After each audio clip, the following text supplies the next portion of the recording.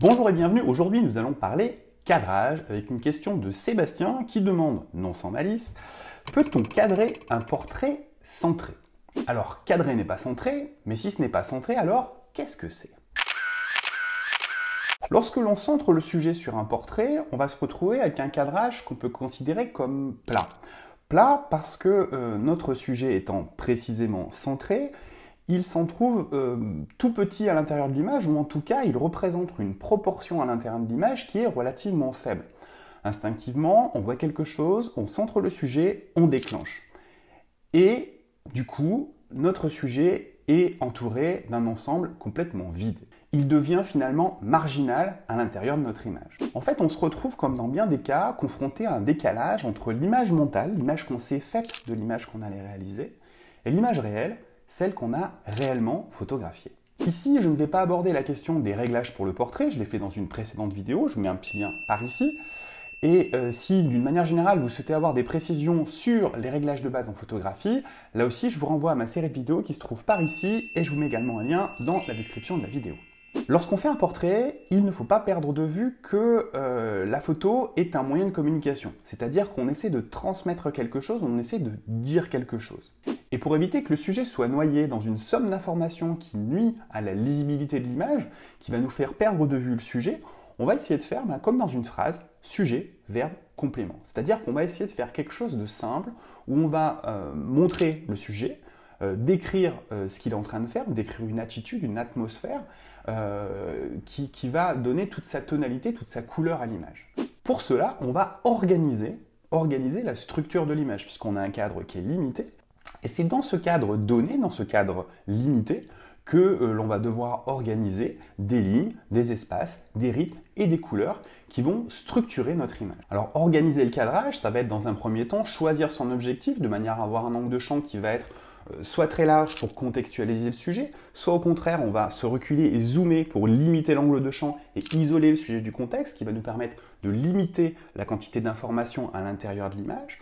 Donc on va pouvoir limiter en fait ces informations déjà en choisissant son objectif et aussi en influençant ces réglages, notamment en jouant sur la profondeur de champ, qui vont nous permettre de limiter les informations, non pas en jouant sur l'angle de champ, mais en jouant sur la profondeur de champ, c'est-à-dire qu'en limitant le nombre d'informations qui vont se trouver en arrière-plan de notre sujet.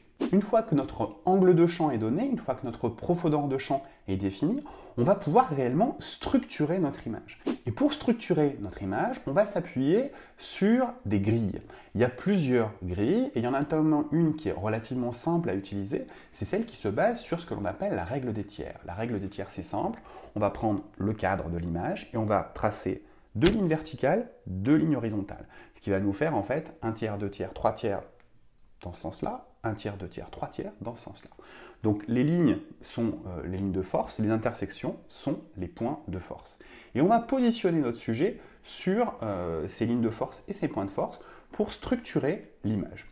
Ça n'est pas la solution ultime, c'est une possibilité qui est très intéressante parce qu'elle est simple, elle est visuellement facile à mettre en œuvre, elle est facile à visualiser et elle va vous permettre très facilement, très simplement de faire une composition qui va être équilibrée, harmonieuse. Alors la question c'est comment utiliser ces lignes de force. Sur un portrait c'est tout simple, si vous avez un portrait qui est relativement serré, la chose qui va être la plus importante sur un portrait face caméra, ça va être le regard. Donc on va, et d'une, faire la mise au point sur le regard, et de deux, structurer le portrait de manière à ce que la ligne des yeux, le regard, soit positionné sur ces lignes de force. On ne va pas centrer le sujet, ce qui nous éloignerait un petit peu de ces lignes de force et mettrait énormément de vide au-dessus de la tête du sujet.